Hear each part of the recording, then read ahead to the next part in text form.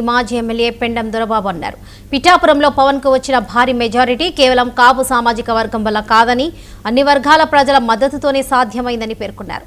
Janasena 21 assembly 2 parliament స్థానాల్లో 100% strike rate సాధించడం ఆయన నాయకత్వానికి నిదర్శనమని కొనియాడారు. కాపు సామాజిక వర్గానికి వైసీపీ చేసిన ప్రయోజనాలపై ప్రజలకు వివరించాలని డిమాండ్ చేశారు.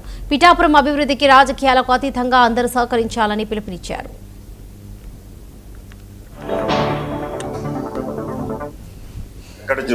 పవన్ కళ్యాణ్ గారు ఎక్కడ పోటీ చేసినా నెక్కుతాడు. ఈ రోజున 70,000 మెజార్టీ వచ్చినటువంటి పిఠాపురంలో కాపులు అంతా కలిపి 70,000 80,000 ఉన్నారు.